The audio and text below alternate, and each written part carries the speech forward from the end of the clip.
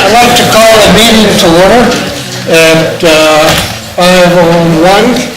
This is our regular meeting of the board. Today is April 16th, and we gave you the time. Would you call the roll, please? Mr. Genowine? Here. Mr. Mahoney? Here. Mr. Crandall? Here. Simcoe? Here. Could we rise for the Pledge of Allegiance, please?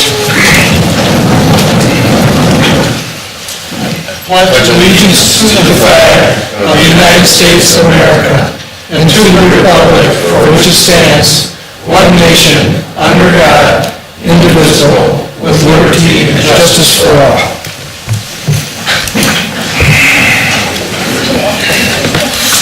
I'll move approval of the minutes for the April 2nd meeting.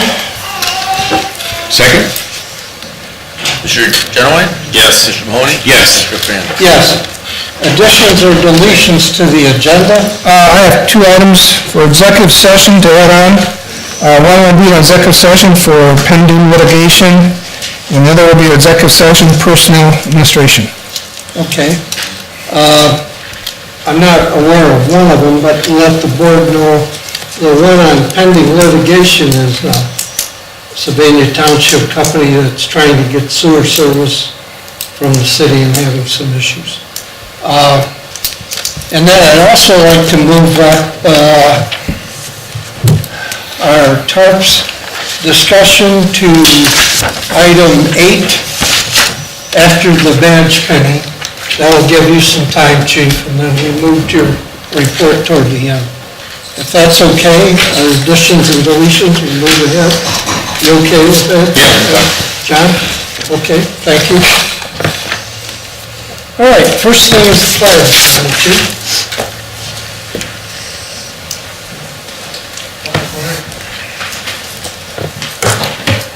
Good evening.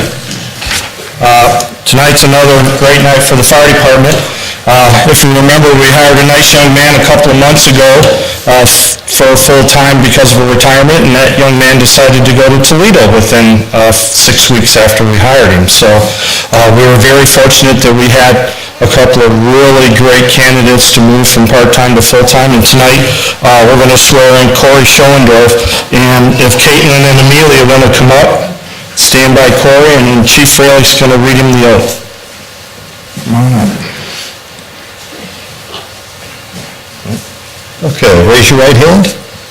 I, and state your name, I, Cory J. Schoendorf, do solemnly swear do solemnly swear that I will obey and support that I will obey and support the Constitution of the United States of America, the Constitution of the United States of America, the laws and revised code the laws and revised code of the state of Ohio, of the state of Ohio, the established laws and ordinances the established laws and ordinances within Sylvania Township, within Sylvania Township, and the rules and regulations and the rules and regulations of the Sylvania Township Fire of the Department, Sylvania Township Fire Department, that I will faithfully, that I will faithfully, honestly, honestly, and impartially and impartially discharge the duties discharge the duties of the position of of the position of firefighter paramedic firefighter paramedic according to all according to all governments governments therein to the best of my ability. therein to the best of my ability. I take and subscribe this oath I take and subscribe this oath before the Board of Trustees before the Board of Trustees and the Sylvania Township Fire Chief and the Sylvania Township Fire Chief this 16th day of April 2019. the 16th day of April 2019. Congratulations.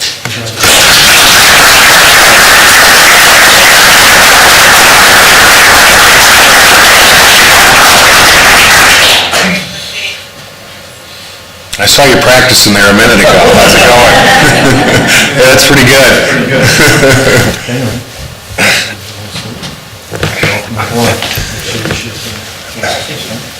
Congratulations. Way to go. She got her shoe. Great group, guys. I got the pinky, I didn't do so good. We'll take a little break, not for people that want to stay, but Chief, if you want to go out in the lobby, and usually there's pictures And unfortunately, the chief will be back later in the agenda. Thanks, guys. Have a great night.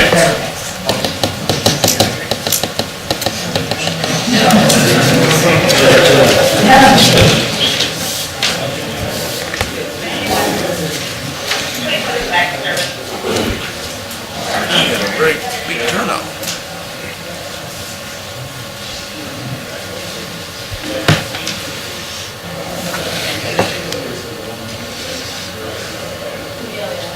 Could you, oh, they got the door, thanks. Okay, we'll move on to TARPS. We're moving that up on our agenda also.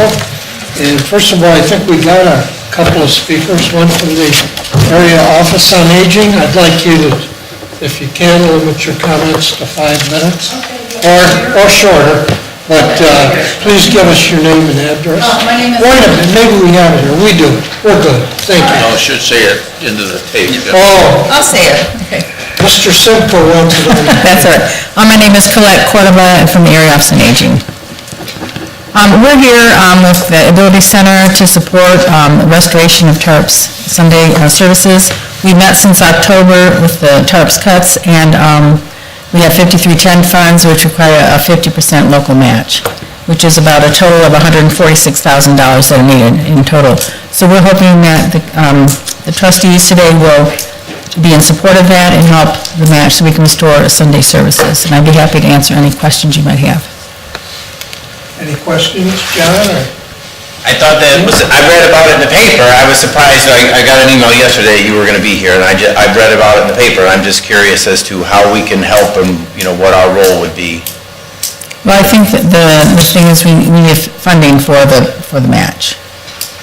I thought the paper said you had it. Well, I think you were kind of included in that, but we didn't know when the vote was gonna be. So, I mean, in terms of the total match would be $150-some, yeah. Okay. Any questions? I do. Oh, before you leave, I had one question. Okay. The paper was, the numbers frankly didn't seem to add up. And I'm wondering, are you going to all the jurisdictions?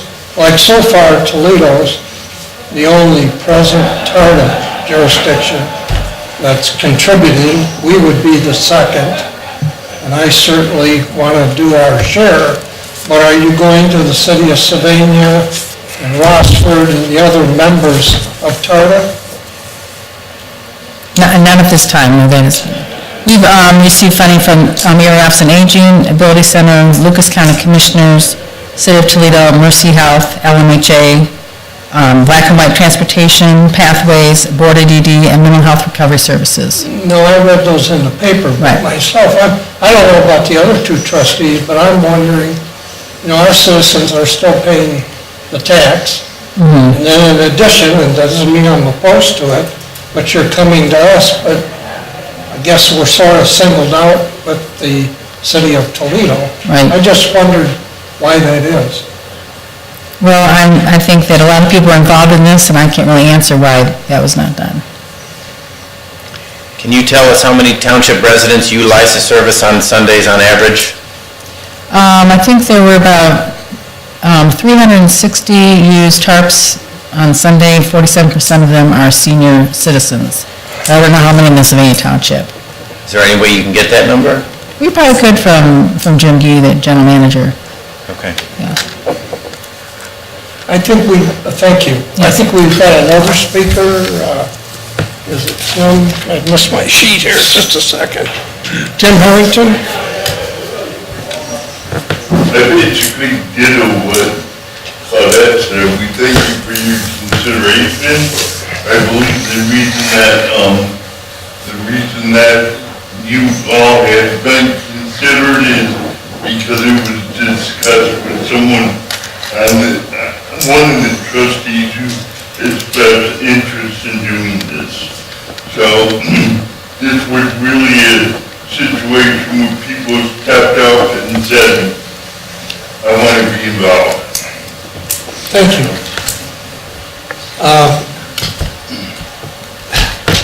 Boy, I don't know. I personally want to help, but I don't know why we're being singled out. And we had a split vote on TARDA as it was. You brought this to us. Well, I brought it to us last meeting for multiple reasons. One was, I feel like the township hasn't really gotten a good shakeout publicly about this. And we've been hit pretty hard that there were other townships and cities that hadn't voted on this. We've had comments made that, on the board here, not anybody in particular, maybe myself, but I don't think I have, but I mean, if I have a problem, I'm gonna try to find a solution, and for a short-term solution, I would like to see this, I'd like to see us commit something to this program in hopes of what I'm hearing in the time that I'm spending. I'm meeting with Pete Gerken next Tuesday to discuss some of the changes that are happening, and with the Blue Ribbon team, and then the Chamber of Commerce and Bowling Green State University, looking at the real data numbers. And quite frankly, I feel sorry for folks that can't get this service on Sunday, and it's not affiliated with TARP. I think we all Yeah, so... agree with that. Well, not in the Charters band. Touche. So Pete called me and said, hey, would you kick in 10 grand? I said, no. I said, me personally, I won't have an interest. I said, but I would consider $5,000, and I will present it to the trustees, and that's what I proposed to vote on 2 weeks ago, and I'm still at that spot. I think that's enough to show a commitment that we're serious about regional transportation, and that we're, we want to be part of the solution, not part of the problem. So that's kind of where I came with it. Well, I think probably all three agree that there's a problem there, but we're having trouble, and I would say in the whole region, reaching a consensus of what to do. Just because we didn't support it, in my mind, doesn't mean we don't understand the problem there. But I feel like, and then on the other side,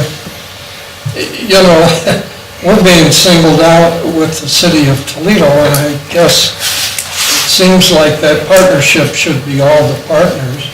But with that said, if you make a motion, I'll be willing to second it. But I do think that's way more than our fair share. If you look at the remaining participants and the remaining money they have. What would be an amount that you think would be fair? Oh, I think 2,500, 3,000 would be more than fair. I mean, if you look at the remaining partners, that'll put them over the top. And as you know, I'm not opposed to TARP itself or TARPS. Sure. I want to support it, and I understand what you're talking about. Just because we didn't support it doesn't mean that our taxpayers are already paying, and this is an addition. And as you know, we've got pressure on our general fund, so. That's my concern, it's coming out of the general fund. I look at those pretty tight. Sure. But if you want to make a motion, I certainly. Colette, you think you guys could live with 2,500? Sure. Okay, I'll make a motion that we approve 2,500. I'll second that.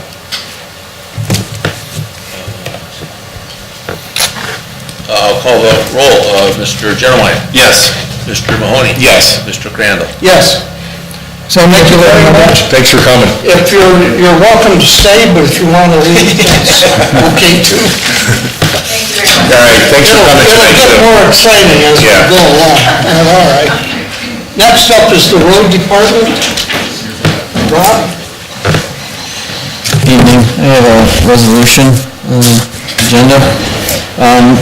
Resolution 19-055. This is a petition to the Board of Lucas County Commissioners to design and construct a watercourse improvement to the J. Cunningham ditch, and request the Board of Lucas County Commissioners to establish improvement as a public watercourse. If you haven't had an opportunity to take a look at it, the gist of this is Ohio Revised Code allows us to do this, and they're asking the Lucas County Commissioners, which is their, the county's responsible for the ditches, to put this ditch under petition to maintain it and make improvements. This ditch is off of Eaglehurst, and if you're familiar with McCord Junior High, it's the large ditch that comes off on the side of McCord Junior High that the city made major improvements to. to collect the watercourse from the other side of the developments. All that water comes our way into the township and then trickles into the backyard, which has not been cleaned properly in many years, and the residents have complained, and we've gone out there over the last 5 years, twice a year, and cleaned out all the debris that comes off the soccer fields in the neighborhoods and collects into the township there. We've literally taken dump trucks, loads of garbage and debris out of that ditch twice a year. So what we talked with the homeowners about and discussed with the Lucas County Engineer's Office is to put this on a petition and tile the ditch in and then make improvements, and then it'll go all the way across Dealehurst to the state ditch. So basically, it'll just be a pass-through.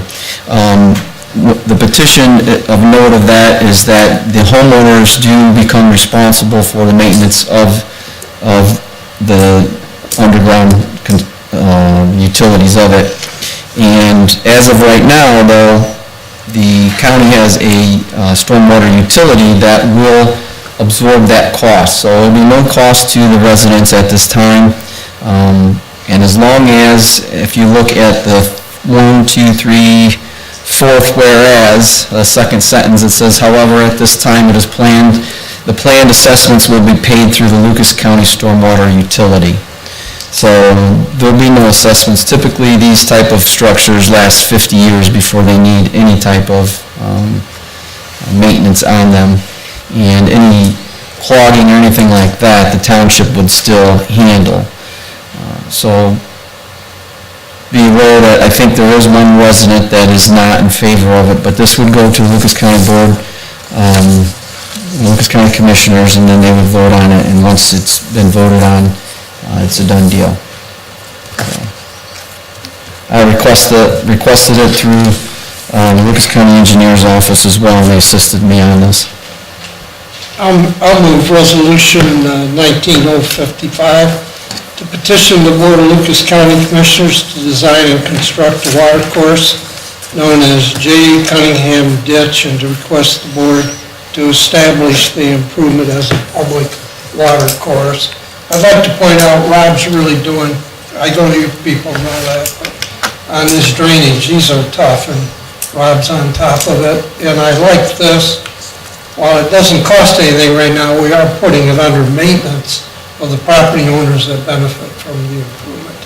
And I think that's really a good system, Rob. I'm glad to see that. Yeah, the property owners still have a voice. They can go down to the Commissioner's Office or the Commission during the board meeting and voice their opinions if they disagree with it. So they still have an opportunity to discuss it one last time before the Commissioners vote on it. Second. Mr. Genowine? Yes. Mr. Mahoney? Yes. Mr. Crandall? Yes, and as long as Rob's up here, he's gonna do his annual report. Sure, this is the annual monthly report, yes. Monthly report for March. Just cover some highlights. We are doing a lot of ditch improvements. We've cleaned out the Eisenbraun ditch, log jams, and we did a lot of tree removal along this area. This is north of Flanders, off of Robinson area.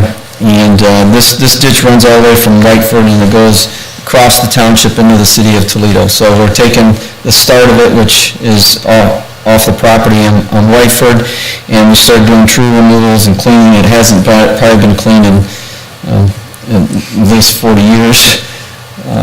And the tree removal is complete, and right now we're just waiting for it to dry up a little bit to get in there and realign the bottom of the ditch so we get positive flow. We are doing pothole patrols, going out, filling those potholes temporarily until we can get our permanent patch crews out and get them permanently patched.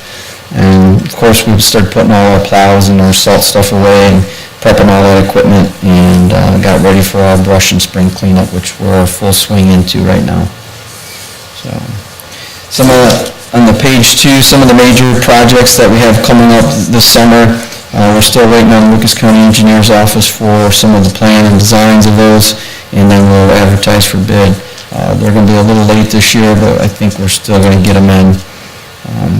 The parking lot number 7 on the bottom down there, know if you can scroll down a little bit, yep, the road department parking lot, that was sold last year, so that will probably take place next month sometime. Any Unless you have any questions questions for for me? Rob? I did want to comment, like, I've been, done the Sylvania Bike Trail, and I've hiked the 10 Mile Creek with my son quite a bit, and did some fishing. He caught a few things. Nice. You know, I don't think that waterway has looked this good in, 30 years, and I think it's a large part because you're managing it better, and I think the county's involvement, and they're doing a really good job. If anybody hasn't taken that downtown walk there where they extended it past Flower Hospital, I strongly encourage them to do it. It really highlights a beautiful asset of our community, so great job. The county and the city have been working at it hard as well. Yeah. The county, obviously, they own the ditches. We help facilitate them to get in and get things done, so. Yeah. Anything worthwhile, fishing?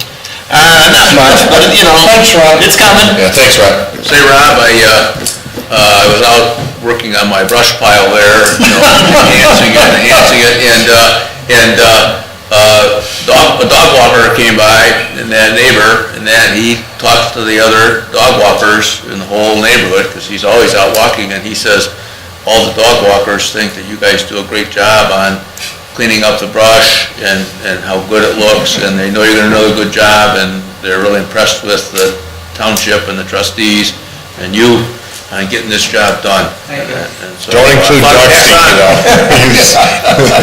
No dog. That's the street That's not part of the sweeper. cleanup. Okay, Chief, you're next. All right, we got a resolution first. Everyone's got it up there, 19054. That's just a resolution to authorize purchase of one police vehicle, it's a marked police vehicle. It was in the budget. It's, when we take possession of it, we'll phase another, the one that's mileaged out, so it's not extra. It was just part of the budget. It's just to authorize us buying that vehicle. I'll offer resolution 18054, purchase of a police vehicle. Second. Mr. Mahoney? Yes. Mr. Crandall? Yes. Mr. Genowine? Yes. Chief, you want to move on to your monthly Sure. report? Page 3, if you want to throw that up there, Imran. Just looking at the stats real quick, they all look good. Calls for service are up about 260 for the year.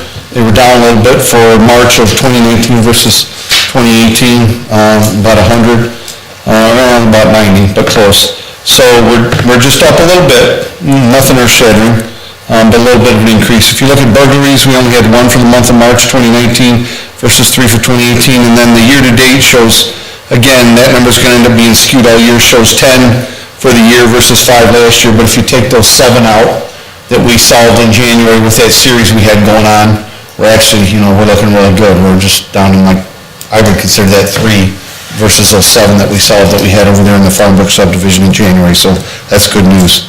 Theft for motor vehicles, 4 for the month, same as last year, and we're down 4 overall for the year on those, so overall, I'm pleased with the statistics.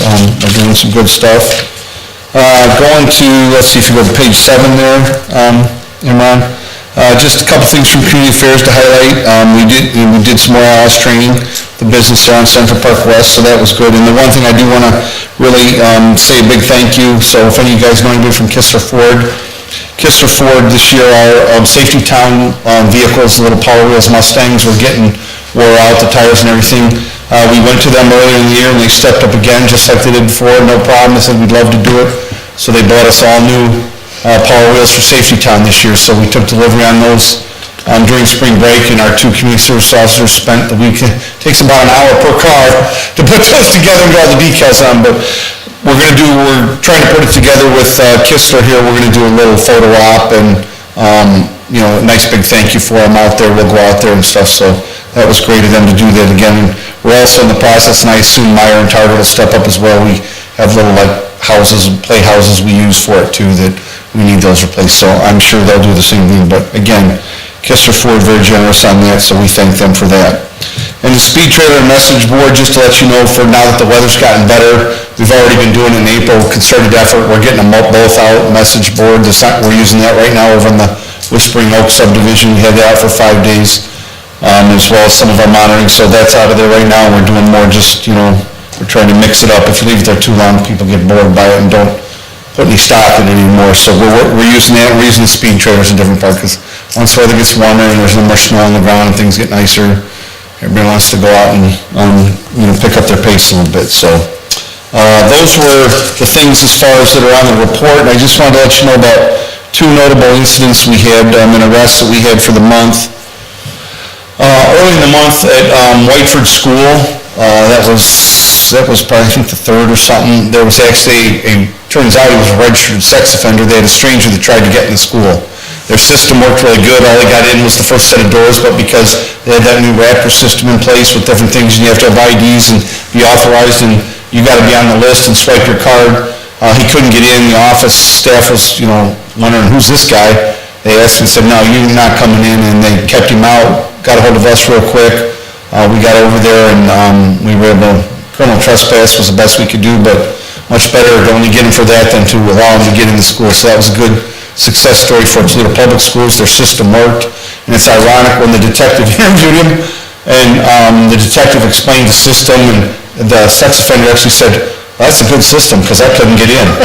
I mean, he told him that, so his reason for being there, claiming he didn't know it was a school and everything else was, we're not buying it, but he said we had a good system because it worked and he couldn't get in.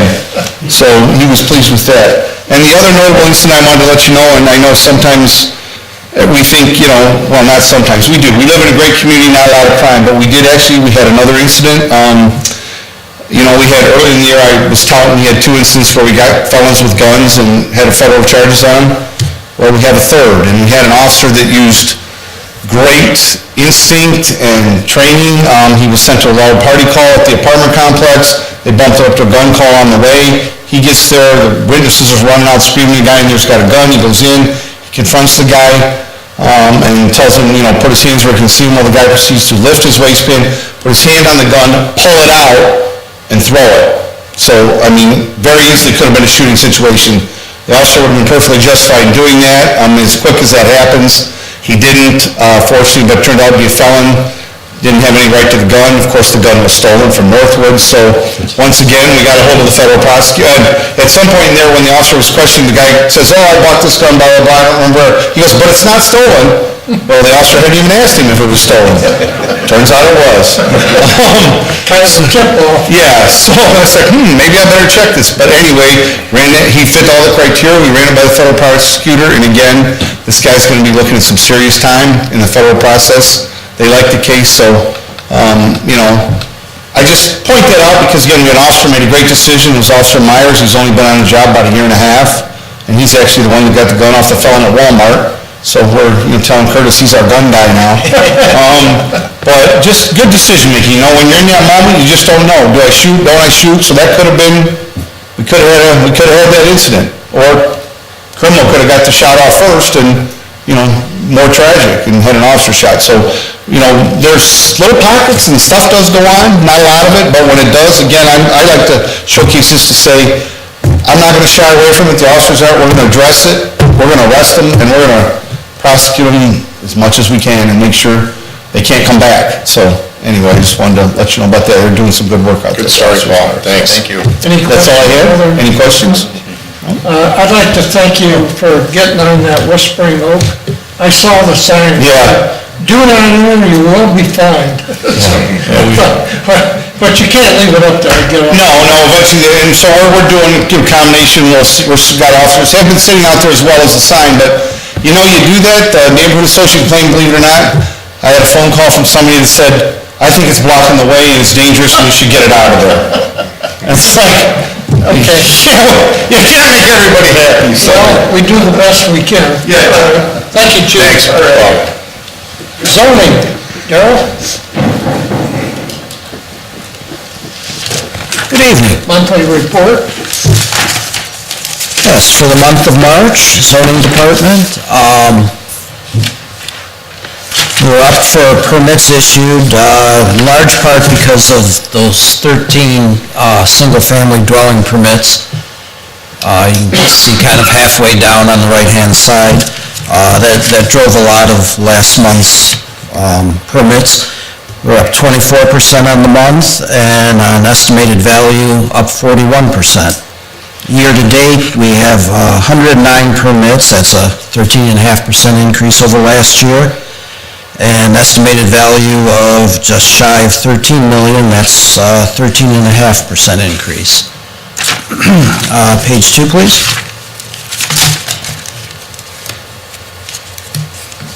Yeah, right there.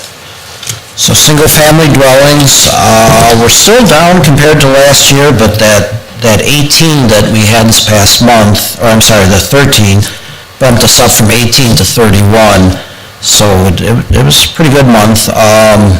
We're still down 29.5% on number of single-family dwelling permits and down 16.6% in estimated value. The estimated value per dwelling still remains well above last year at just shy of $290,000 per dwelling. That's a 15% increase. Page 3.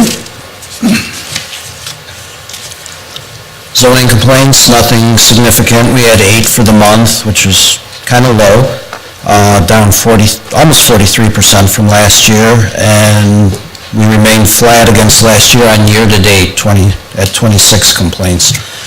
But the grass is growing. We've already received our first high grass complaint, so that'll all be kicking in real soon. Page 4, we had no zoning board meetings for the month, no project plan review. And on page 5, just a few quick little items. 5445 Monroe Street, the new Waffle House next to Mansey's. They've submitted their plans and application for project plan review, which will actually be tomorrow morning. 3730 Her Road, this is the Apostolic Christian Church, their proposed new site, and they've submitted plans and application for conditional use. That will be before the Lucas County Plan Commission on April 24th. That's next Wednesday. And then 7340 Central Avenue, right next to the former Applebee's, where Panda Express is coming in. They've got the signatures on the final plans and their zoning permit, and I believe they've gone ahead and applied for their building permits from Lucas County, so that should be starting up real soon. And that's all I've got. For Darrell, board members? Good, thanks, Darrell. Thanks, Darrell. Thank you. Next is the fiscal reports. We tabled or moved the one last month. We got mine or ended fiscal? A fiscal report, yeah. And we got February and March. You know, I was just going to roll February's into March because we're really That's at the fine. first two months anyway. But you notice that our revenue is way up because we've gotten in our first half settlement in the first 3 months. But that's typical. If you look at last month, it was way down in that because we hadn't gotten that first half property settlement. And our expenses are really doing fine. General fund's up just slightly because we had Gypsy Moth expenditure and the new computer service, our computer service security, and a small transfer to the senior levy on debt service. And so, I don't know, financially we're doing fine at this point. It's early on, but we always watch the expenditures, as you guys know. That's the thing. The revenue's pretty predictable and the expenditures are really where they should be. That's all I have. Well, normally you pointed out, but I will, the staffs are really doing a good job on the expenditures. You know, we sit up here, but they deal with it day to day. I'm sure all 3 trustees appreciate that very much, watching those expenditures. Next, Chief, you're back up for your monthly report. Took up enough time earlier. Thanks for having me back, I guess. For the month of March, actually, the picture on the front, that's the family from last month, the 34-year-old gentleman that the crews were able to get their certificates from him. He has also, the company that we buy our cardiac monitors and a couple of our other equipment from, reached out to him, and he's going to actually be a spokesman for, bring up Sylvania Fire and do some talking for the monitor company that we buy our monitors from. So, pretty impressive. Second page, actually, just a few anniversaries. myself and Chief Rodas in the bottom left, I went to City Council to make sure that I congratulated him on his last evening, his last meeting. He had all smiles, I will say that. Next one is the report for number of incidents. You'll see the total at the top. There's a difference of 280 runs from last year to this year. Also, you'll see that our overlapping is up a little bit. And then if you go all the way to the bottom, there you go, MROD transports are up almost 200%. So we're definitely busy, and the guys are doing a great job. Patient count per patient is the next one. That's just what type of patients we had and when we transported them. Next page would be our community risk reduction, or Chief Freilic's division. They're working on a full-scale exercise for a hazmat incident.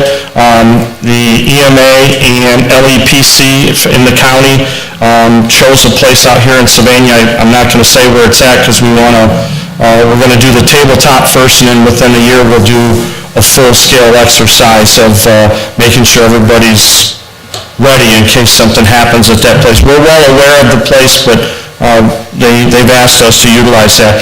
And actually, the picture on the bottom, guys, I got to give kudos to our crews. That happens to be one of the first arriving engines that showed up for Lake of the Woods fire that they had a couple of weeks ago. Our guys pulled 5 people from the second floor windows that were hanging out of the windows. This is in Springfield, but I think, guys, this is where automatic aid really comes into play. When you show up with 3 guys on an engine and you have 5 people coming out of windows, but you know there's 3 more, another engine coming right behind you, they were able to get 8 people out and no one was injured or killed. And I seen some of the other pictures farther into the incident, and oh my gosh, Springfield, and our crews actually, after they pulled them out, went in and searched for more people. So the guys did a great job. I mean, unfortunately, that building was pretty much gone after the thing was over, but like I said, nobody hurt and nobody killed, so buildings can be replaced is the way I looked at that one. Continuing ed, still busy with Lucas County EMS. We also spent a lot of time on the new ladder truck, making sure everybody's comfortable with the new ladder truck. I wanted to make sure that all of our guys felt comfortable operating it before we even put it in service. It is in service. We've had a couple of little glitches with it, but something has come up and taken care of them for us, so pretty happy with the way that truck's working out, actually. And that's last of it is our overtime, and we were up a little bit, but we did do some other things like the recall for the fire, and we did some mutual aid overtime because of the fire and them asking us to, the fire doesn't just stop at 7 o'clock when the guys are ready to go home, so we had to bring in a couple of guys so we could relieve the guys that were there all night, so that's where some of the numbers are up, so. And that's really all I have, unless... Any questions for the chief? I got a couple. Yes, sir. As I look at 280 runs up already this first quarter, that's 90 a month plus. How do we respond to a medical care facility, like if they're calling for a transport? Are we sending a fire truck and a transport, and is that 2 runs, or? No, that's one incident, it's one run, and we're sending the engine and our transport unit, which is how 911 operates. When you first call 911, you're getting the fire department. We have looked at upping that with dispatch at Lucas County. We're looking to see if there's a way they can be screened a little bit better so that we don't send a fire engine to it, we can send just the ambulance, so we're looking at it. Because sure. We got to do something. Oh, absolutely. The $500,000 engine running down the road going where we can send the ambulance out, absolutely looking at it. Okay. Secondly, as you mentioned, the gentleman that was just pinned here a couple months ago left. Yes, sir. We charge them anything? Yes, sir. When they signed their agreement to employment, $1,000 for full-time people if they leave within a year, $500 for part-time people if they leave within a year, because I'm training them, I buy new gear for them and all that. So I would say about 5 or 6 years ago, we had the same little run, and we sat down, I think, with Mr. Burrell and asked if we were able to do that, and that is in their initial sign-in. We might want to up that number, just, again, to recoup our costs. I'm not holding back anybody opportunities, but I'm sure to bring somebody on is a heck of a lot more than $1,000, so it's something to consider. Okay, well, we can look at that. That's all. Thank you. Any comments, Neil? No, I'm good. I'd just like to point out, and we all know we keep on the training all the time, and also the police department, but I think we all know when there's an incident, it's got to be second nature to these guys. Yeah, and you'll see the That guys... doesn't mean not to watch your training hours. No, and you'll see the guys out, we got the 2 houses next to Mercy on King Road, because Mercy bought those. Over the next month and a half, we got burn permits to burn both of them, but we've got a lot of things we can do before we even start putting fire in there, hose pull, search and rescue, and we're going to utilize those things every day for training, so you'll see the guys out there a lot. Thank you. Okay, thanks. Okay, next item on the agenda is hearing with the public. No one signed up. Is there anyone here to speak on non-agenda items? John Healy, did you come to speak? No, that's executive session. Dan. Well, they're not going to, are they joining us in Yes, executive yes. session? Oh, okay, very good. I hope that's okay. Yeah, absolutely. I invited the invitation. All right, I'll move to go into executive session at 6:41. For the two. I'm sorry, 5:31. We got 2 topics. Right. How do you want to? The first is executive session for Litigation first? litigation of our attorney. We got Gus here, and then we do the other. The executive session for personnel administration, that's for the new administrator. Joining the board will be John Burrell, John Zeitler, John Healy, and Rick Stanley. Do I have a second? Mr. Gentleman. Mr. Crandall? Yes. Mr. Mahoney? Yes. Mr. Gentleman? Yes.